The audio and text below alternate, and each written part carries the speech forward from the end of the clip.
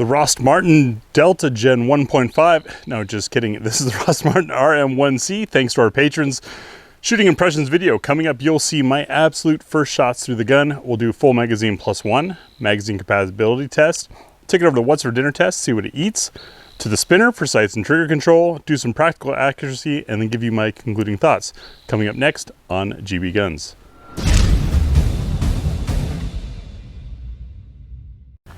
If you're curious about that Arex joke, hopefully you're subscribed over at GBGunsDepot.com because this video has been out for a while over there. That's where the article is, and I do a little bit of a deeper dive. But this review is only about the Rost Martin. We've got our target camera set up. We've got our random civilian airplane flying overhead as always. We've got a C-zone piece of steel out there about 22-ish yards. My absolute first 10 shots through the gun. I will say the magazine's loaded nicely to 10. We'll talk about the other mag later. Ammunition is Sterling 115 grain, thanks to Global Ordnance. It should be known Sterling is rather soft ammunition. If we have any issues with this that look like it's limp wrist / weak ammo, we'll swap over to some hotter stuff, but the Sterling's pretty good to shoot. So, first shots through the RM1C. And compacts are small. Waiting for that trigger, but that's a good hit.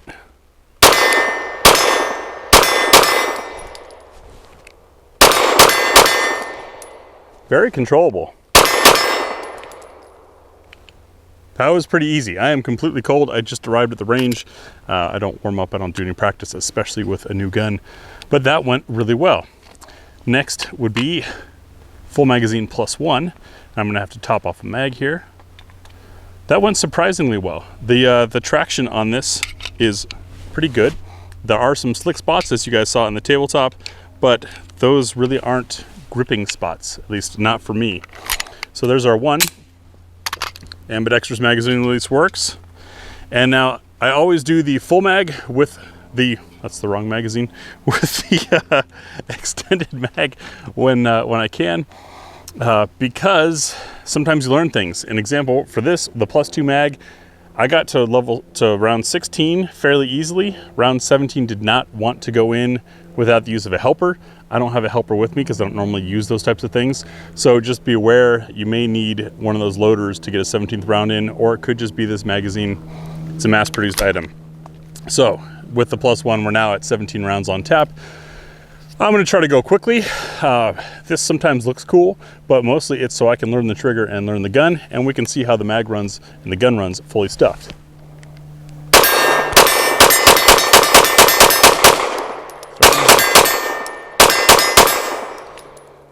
Had to slow down when I started missing, but went pretty quick.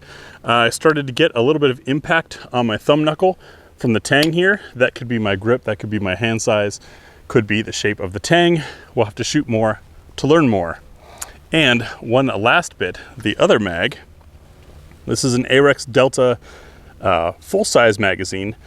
In the tabletop you saw that you cannot fit the Arex Delta 15-round mags into the RM1C because of the base plate design, but the 17-rounder seemed to fit. So I've got 3 rounds in here just to see if it works. And now we have 3 magazines for What's for Dinner, and that's coming up next. And here's that time, What's for Dinner time, a fan favorite. Thanks to our patrons and Ammo Squared supporters, as we move past this, you'll notice we have different overall lengths, different bullet shapes and types, different case materials. All of this impacts how well a gun's going to run, potentially, as well as these different weights. Today we're going from 65 up to 165 grain to see ideally what the gun will eat. The way this test goes is the first round, does it chamber? Can it cycle the second round? And will it lock open on empty? The third round, just to reduce variables. A full mag would be a test of the magazine. Unfortunately, I just can't afford that financially or time-wise. But if you want to try any of these loads, check the pinned comment, because over at GBGunsDepot.com, I link to this stuff where I can find it. We are now 7 yards back from a bunch of 2-inch circles. They're kind of a general aiming point, not the finest of aiming points, but they'll give us a general idea. And really this test, again, is about how the gun runs. I'm going to include that Arex magazine. If we have any issues in What's for Dinner and it happens to be the Arex magazine, I will stop and redo it with one of the supplied Rost Martin magazines. First one is our 65 grain range training frangible from Norma. This stuff can have interesting results. Thunderous.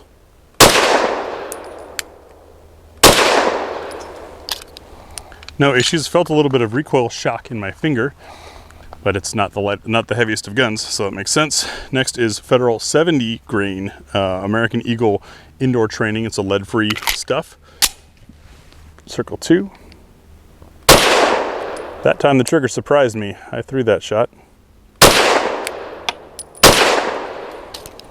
but it ran. Smells like old chili. You know, like when you have a bowl of chili and there's a little bit left over in the pot, but you don't clean it right away, and you come back like an hour later. That smell, that's what that ammo smelled like just now. Circle 3, MagTech 115 grain steel case. The MagTech seems to be the new source for steel cased ammo while we can't get Russian stuff. Steel and aluminum has a different friction coefficient in the magazine at the round stacked. Going into and coming out of the chamber, it also expands and contracts at a different rate than brass does. This is why some guns don't like it. This MagTech stuff, though, fortunately, is fairly polished, so we shouldn't have friction issues, but we'll see. Circle 3.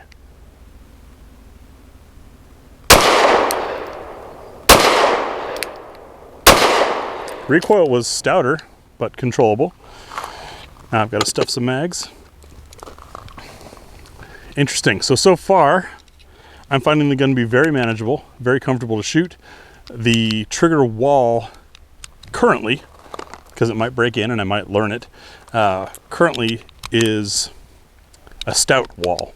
So you come to the wall, you know where that wall is, and then it takes a significant amount more force than I'm accustomed to get through that wall. But that's a matter of training and getting familiar with the gun. Circle 4, we've got Blazer aluminum 115 grain.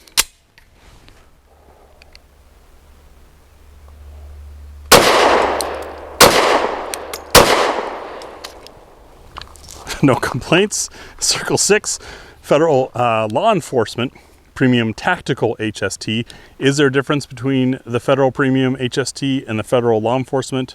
And is there a difference between normal HST and tactical HST? I don't know. But we'll throw this at circle 5. Oh, that's got more recoil. That made me change my grip a little bit. Circle 6 is PMC's FSX, which appears to be a return of the Starfire SF. I don't know if this means SF, no it's not, X, or SF Starfire 10, or they just were tired. Naming things is tough in the industry. Circle 6.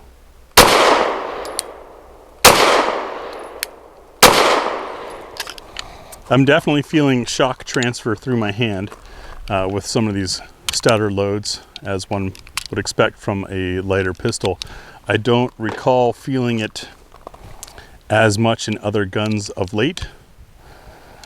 So that could be the recoil spring in this, might be the weight. The weight is not, it's not crazy lightweight, but it is lighter than a lot of guns I've shot recently. I'm just throwing this as a disclaimer because recoil senses are relative, right? Next is Federal Syntec PCC 130 grain. Now this is meant for longer barrels. It's the PCC part. So a slower burning powder. It can be really fun imported guns in short 4-inch barrels. Let's see, circle 7, still in frame.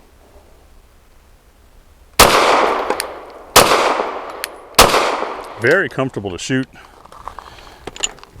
And pretty happy with these groups so far. I consider I'm kind of going through it a little lackadaisical, but it's turning out well. Circle 8 is the Federal 138 grain Syntec Defense. This is the blue stuff that breaks apart into 3 petals and a core.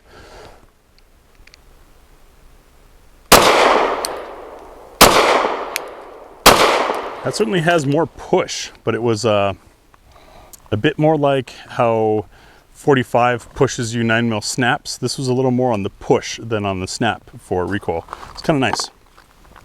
Circle 9 is PPU Defense Line 147 grain. Not the best performing hollow point, but it's not a ball round, so there's just that, and it's affordable. Ooh, that third one, I think that was me. I'm getting maybe a little flinchy. The spinner will tell us a lot about this. And circle 10 is our heaviest load, the Ammo Inc. Stealth 165 grain. Great for suppressor use, not meant for something like this, but it's my channel. Oh, that's comfy. Yeah, that's a round that's comfortable to shoot. But either someone's grilling her that has a grill scent to it. Anyways, that's what's for dinner. Now I'll load up some more of the Sterling 115 grain and we'll head over to the spinner for sights and trigger control. That's our 6-inch Titan Grid Outdoors spinner target. I'm back here about 13 yards away next to the camera. And the point of this is it's a small target, and as I hit it, it starts moving. The better I hit it, the faster it moves. If I want to knock it over the top, I have to time my hits with it moving away from me. So it's a well-placed shot that requires timing, works perfect for sights and trigger control, and it's a bit fun. Now this is soft ammo. 4-inch barrel is proper length for 9mm. How hard are we gonna hit it? We'll find out. I have 8 rounds.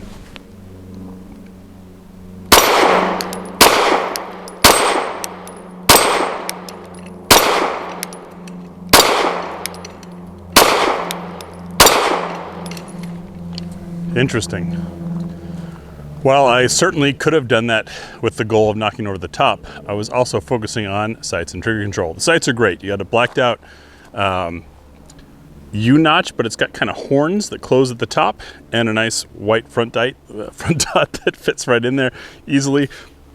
The trigger that I was complaining about earlier has now got to the point where if I'm shooting from reset, I know how much force to throw through it. The ones that hit there sequentially, I was riding off of reset, shooting the way that I had been trained to shoot and shot for years. What I have since been taught twice, experimented with, and come to like is releasing and then coming back through a full stroke. So I started doing that partway through, and that's what cost me on the timing because I was hanging up on the wall. That could be a skill and practice thing that maybe I could overcome with more time on this. It might also be that this trigger is much easier to shoot when you're shooting from the reset than from the first shot. If so, that might not be the best thing in the world because it's potentially a defensive firearm and your first shot might be the one that counts the most. That would just require that you have more training with it. It's something to be aware of with this particular trigger. That wall is very well defined and requires it's a significant increase in force to get through it beyond your standard, like, oh, there's a little bump, break. Is the trigger not going to move? Pull, pull, pull, pull, pull, pull, then it goes. So it's something that requires learning and time. Now let's try some practical accuracy, which I will do from the reset. Practical accuracy is done from 7 yards at a 1-inch square. That square at this distance tends to be about the same size as the front sight post, which makes for a great aiming point to really concentrate on for practical accuracy. It's practical because I'm just a dude standing up shooting using regular ammunition. This is not shooting from a bench with a rest to see the mechanical accuracy of the gun. This is what can you expect a reasonably skilled shooter to accomplish with reasonable ammunition. It's also secretly where I wrap up a lot of my thoughts on the gun.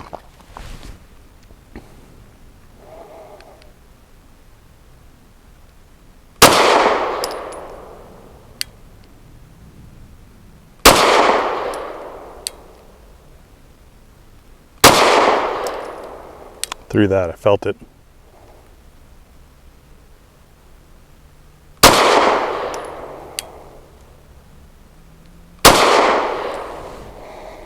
Not bad at all.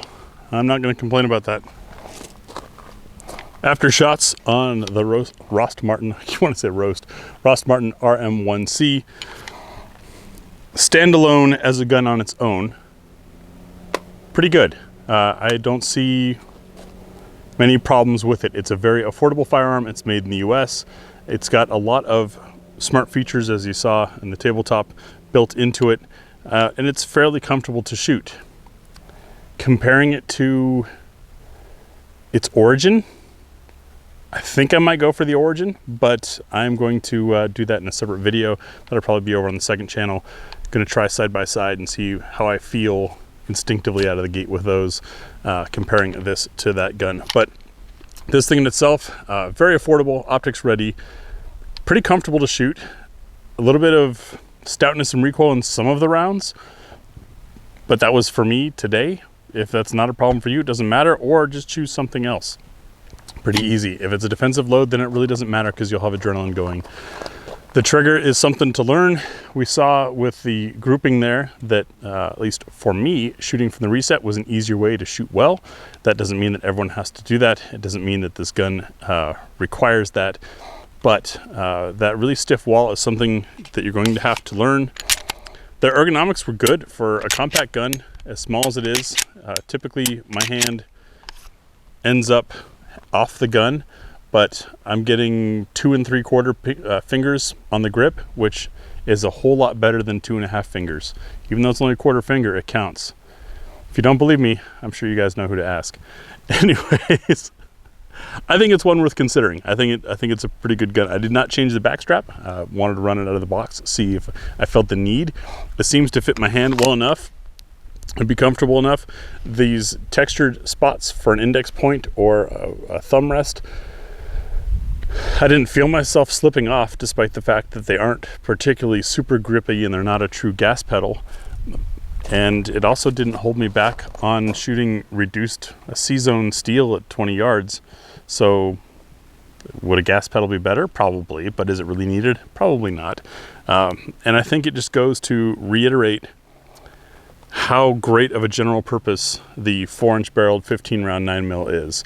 It's the perfect general size for most people to be able to carry, to be comfortable enough to practice with. Ideal for home defense? No, but it'll work. And so for folks looking for one gun to buy or their first gun to buy, the 4-inch barreled 15 round is a great formula for 9mm. It's what made the Glock 19 popular, and it's why so many other guns are made in that size, including this one.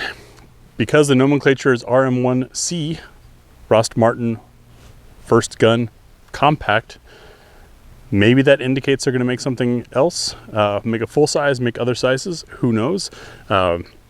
It's a shame they lost the chassis function of the original of this design, because then we wouldn't have to buy a whole nother gun to change sizes, but that's their decision. If you guys are confused what I'm talking about, check the pinned comment. I'm gonna go deeper into the other one over in the article. The video's about this gun, and this gun as it stands on its own is not bad at all. And you can run Arex Delta mags in it, which I've heard that CZP-10C mags also work. I don't have any to confirm that with, but overall, not a bad gun at all. I think it'll definitely be staying in the GBGuns library, so it'll be in a future version of our video of the GBGuns Armory. Thank you, patrons, for choosing this gun and for funding this gun. This was a good one. I no qualms about somebody picking one of these up. If you're not a patron of the channel and you appreciate seeing a video like this done without any industry influence, please consider becoming a patron. Currently, patron funding gets us 3 to 4 guns a year. And considering I do a gun a week on this channel, that means most of the time I am dependent on the industry being willing to send things. Sometimes companies don't want to send for specific reasons, and I don't think that's fair to you, but I'm not going to go buy the gun just to show that off. I don't have that much funding. I do work a real job, but this channel doesn't make that much money. Thank you guys for 9 years of support, over 400 handguns reviewed, and we'll see you in the next video.